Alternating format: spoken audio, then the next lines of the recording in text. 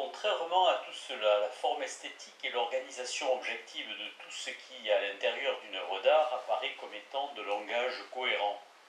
Elle est la synthèse non violente des éléments épars, qu'elle conserve cependant tels qu'ils sont, dans leurs divergences et leurs contradictions, et c'est pourquoi elle est effectivement un déploiement de la vérité.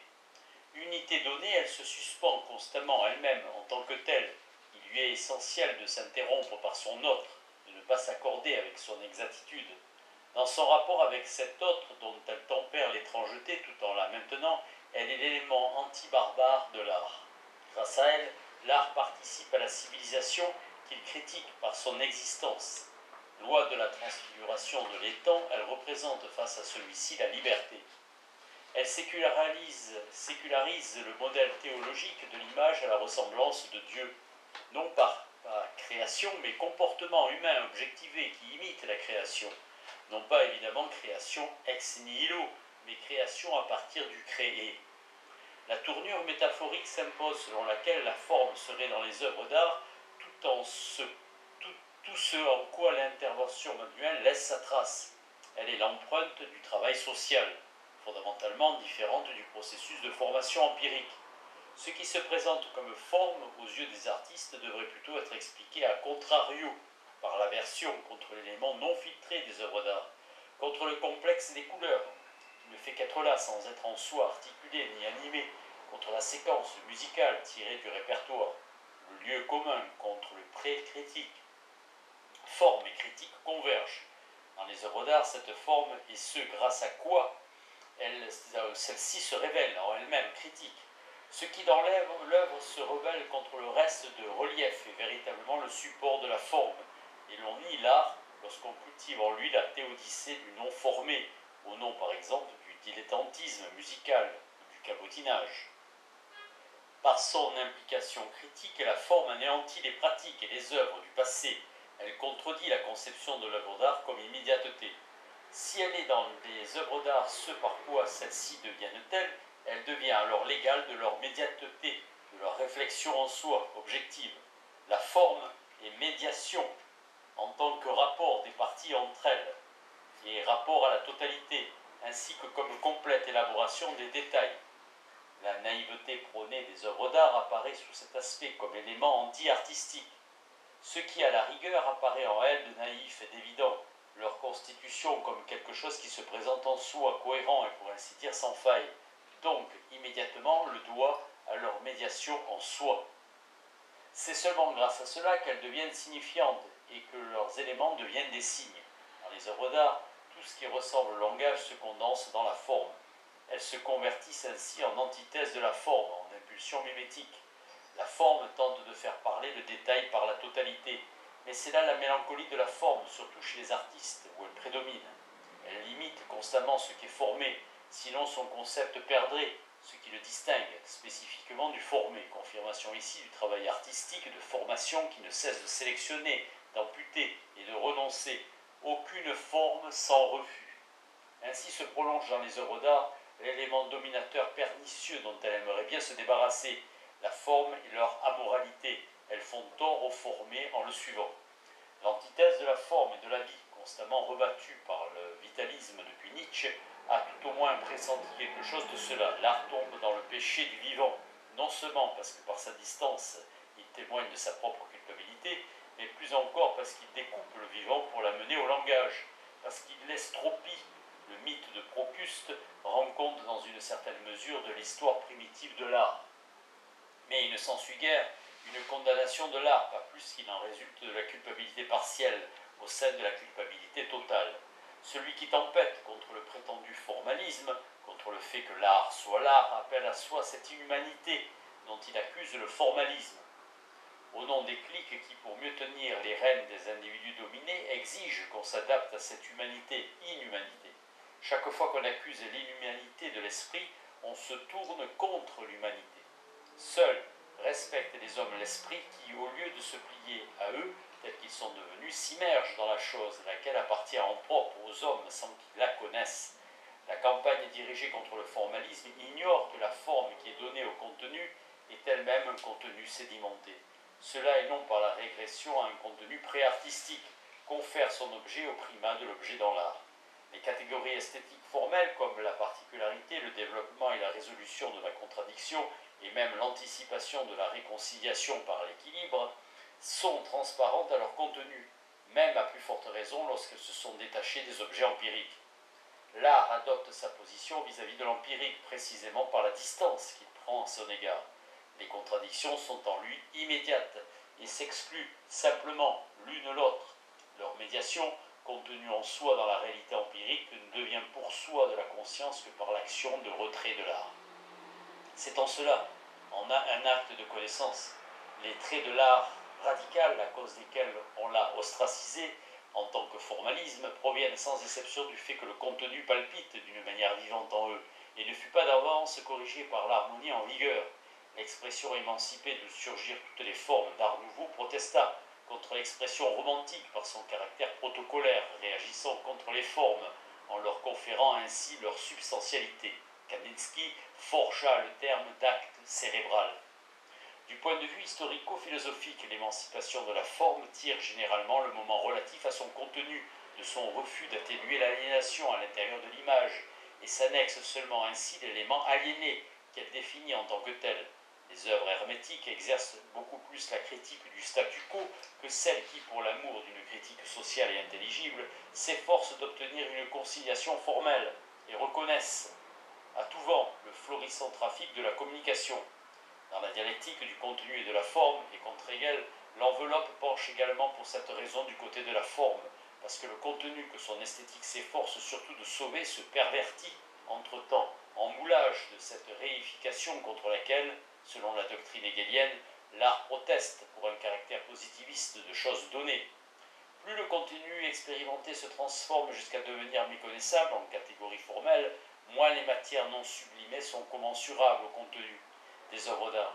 Tout ce qui apparaît dans les œuvres est virtuellement contenu aussi bien que forme, tandis que celle-ci reste cependant ce par quoi l'apparaissant se définit, et que le contenu reste ce qui se définit soi-même. Tant que l'esthétique se concentra sur un concept plus énergique de forme, elle a en toute légitimité, contre le point de vue pré-artistique de l'art, cherché l'élément artistique dont la forme seule, ainsi que dans ses modifications en tant que changement dans le comportement du sujet esthétique. Ce fut l'axiome de la conception de l'histoire de l'art comme histoire de l'esprit. Mais ce qui promet de renforcer le sujet dans le sens de l'émancipation l'affaiblit simultanément en le dissociant.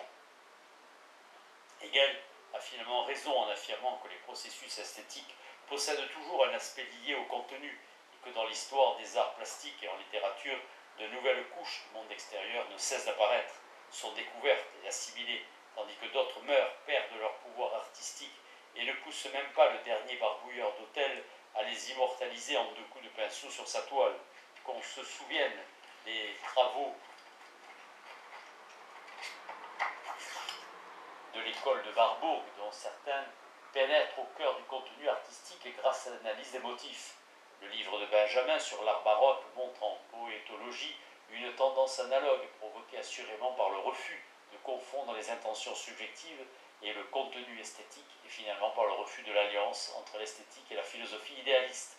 Les moments liés au contenu sont des supports du contenu contre la pression de l'intention subjective. Le concept d'articulation, l'articulation grâce à laquelle l'œuvre d'art acquiert sa forme, ne cesse à un certain sens de concéder également son déclin.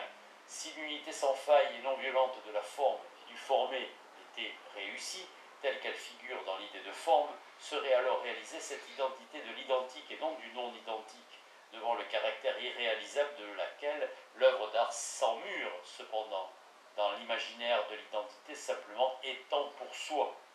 La disposition d'un tout, d'après ses complexes, conserve complètement un fondement d'articulation, son insuffisance, soit comme répartition d'une masse de lave dans des jardins ouvriers, soit par un reste d'éléments extérieurs dans la fusion des parties divergentes. L'exemple typique de ce phénomène peut s'observer dans la contingence indomptée du développement mélodique d'une symphonie intégrale qui s'effectue comme dans une suite, ce qu'on peut appeler le niveau formel d'une œuvre, selon un terme usuel depuis Klages en graphologie, dépend du degré de son articulation. La notion de niveau formel met un terme au relativisme du vouloir artistique de Hegel. Il existe des types d'art et des phases de son histoire dans lesquelles l'articulation n'est ni recherchée ni empêchée par des procédures techniques conventionnelles. Leur adéquation artistique à la conception de la forme objective et historique qui les porte ne change rien à leur aspect subalterne. Sous la contrainte de l'a priori qui s'empare d'elles, elles ne résolvent pas ce qu'elles devraient résoudre en vertu de leur logicité. Cela ne doit pas être. Comme à des employés dont les ancêtres furent des artistes de niveau formel inférieur, leur subconscient leur suggère que l'extrême n'échoue pas aux petits hommes qu'ils sont, mais l'extrême est la loi formelle de ce à quoi ils se sont laissés entraîner. On rend rarement compte, même par la critique, du fait que, individuellement ou collectivement, l'art ne cherche absolument pas son concept qui se déploie en lui. On pense par exemple aux hommes qui ont l'habitude de rire, même lorsqu'il n'y a rien de comique. De nombreuses œuvres d'art commencent par une résignation non explicite et en sont louées, tout en ayant, grâce aux faibles prétentions de leur production, du succès auprès des historiens de l'art et du public. On devrait un jour analyser la manière dont cet aspect contribua depuis les âges reculés au divorce entre art supérieur et inférieur, qui trouve évidemment sa raison déterminante dans le fait que la culture doit précisément son échec à l'humanité qui la produisit. Quoi qu'il en soit, une catégorie apparemment aussi formelle que celle d'articulation possède également un aspect matériel, celui de l'intervention dans la masse informe et confuse de ce qui s'est sédimenté dans l'art en deçà de son autonomie.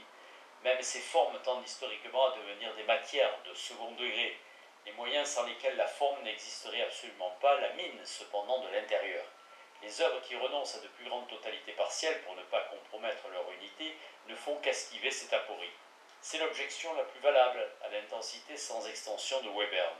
En revanche, les productions moyennes laissent intactes sous la fragile enveloppe de la forme les totalités partielles. Elles préfèrent les masquer plutôt que de les faire fusionner. On pourrait presque ériger cela en règle, témoignage du fait que le contenu et la forme étant étroitement mêlés, le rapport des parties au tout reconstitue indirectement et par les voies détournées un aspect essentiel de la forme. Les œuvres d'art se perdent pour se trouver. La catégorie formelle correspondant à cela, c'est l'épisode. Dans une série d'aphorismes publiés avant la Première Guerre mondiale et datant de sa première phase expressionniste, Schoenberg a attiré l'attention sur le fait qu'aucun fil d'Ariane n'est là pour servir de guide à l'intérieur des œuvres d'art. Mais cela ne conditionne aucunement un irrationalisme esthétique. La forme, la totalité et la logicité sont tout autant cachées aux œuvres d'art que les moments, le contenu qui aspire au tout. L'art, de haute prétention, tente à dépasser la forme comme totalité et aboutit au fragmentaire. La détresse de la forme devrait expressément finir de se faire sentir dans les difficultés de l'art temporel. En musique, dans le prétendu problème du final, en littérature, dans la question du dénouement qui se manifeste jusqu'à Brecht. Une fois débarrassée de la convention, aucune œuvre d'art ne peut manifestement plus conclure de manière convaincante, alors que les dénouements traditionnels se contentent de faire comme si les moments partiels s'associaient avec le point final dans le temps pour constituer la totalité de la forme. Dans de nombreuses œuvres modernes, ayant obtenu entre-temps une large audience, la forme fut habilement maintenue ouverte, car elle voulait manifester que l'unité de la forme ne leur était plus permise.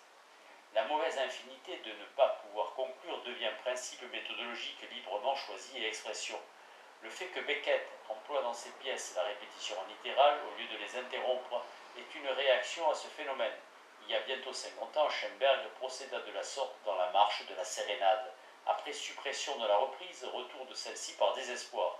Ce que Lukács appelait naguère la décharge du sens désignait la force qui permettait à l'œuvre d'art, dans la confirmation de sa définition immanente, de se terminer sur le modèle du dépérissement par vieillesse et épuisement vital. Le fait que cela soit refusé aux œuvres d'art, qu'elles ne peuvent pas plus mourir que le chasseur Gracchus, est immédiatement intégré par elles comme expression de l'horreur. L'unité des œuvres d'art ne peut pas être ce qu'elle doit être, c'est-à-dire l'unité de la variété. En synthétisant, elle porte atteinte au synthétisé et détériore en lui la synthèse. Les œuvres souffrent autant de leur totalité médiatisée que de leur immédiateté. Contre la division pédante de l'art en forme et contenu, il faut insister sur son unité et contre la conception sentimentale de son indifférence au sein de l'œuvre d'art, insister sur le fait que la différence subsiste en même temps dans la médiation. Si la parfaite identité des deux était chimérique, ce ne serait pas en retour au bénéfice des œuvres. Celles-ci, par analogie avec l'expression kantienne, serait vide ou aveugle, jeu se suffisant à soi-même ou empirisme grossier. D'après l'aspect relatif au contenu, le concept de matériau satisfait plutôt à la distinction médiatisée, selon une terminologie finalement adoptée d'une manière presque générale. Dans les genres artistiques, on appelle ainsi ce qui est formé. Ce n'est pas la même chose que le contenu. Hegel les a malheureusement confondus. On peut expliquer cela en prenant l'exemple de la musique. Le contenu de la musique est à la rigueur ce qui se passe. Les épisodes, les motifs, les thèmes, leur élaboration, ce sont des situations fluctuantes. Le contenu n'est pas situé à l'extérieur du temps musical. Il lui est au contraire essentiel et inversement. Il est tout ce qui a lieu dans le temps. En revanche, le matériau, c'est ce dont disposent les artistes, ce qui se présente à eux en paroles, couleurs et sons, jusqu'aux associations de toutes sortes, jusqu'aux différents procédés techniques développés. Dans cette mesure, les formes peuvent également devenir matériaux, c'est-à-dire ceux qui se présentent à elles et dont elles ont à décider. La conception répandue parmi les artistes superficiels concernant le choix du matériau est dans cette mesure problématique, lorsqu'elle ignore la contrainte du matériau vers un matériau spécifique qui gouverne les procédures techniques et leur progrès. Le choix du matériau, son emploi et sa limitation constituent un aspect essentiel de la production. Même l'expansion dans l'inconnu, l'élargissement par-delà le stade du matériau donné, constitue dans une large mesure la fonction de celui-ci, ainsi que celle de la critique que lui-même conditionne. Le concept de matériau est supposé par des alternatives comme celle-ci, ou bien un compositeur opère avec des sons contenus dans la tonalité, et comme dérivés de celle-ci, ils sont en tout point reconnaissables ou bien il les élimine radicalement. Alternative semblable à celle de l'art figuratif ou non figuratif, du perspectivisme ou du non-perspectivisme. On devrait, dans les 20 prochaines années, prendre conscience du concept de matériau, exception faite des habitudes linguistiques et de ces chanteurs qui, torturés par le sentiment de leur musicalité douteuse, se font une gloire de leur matériel.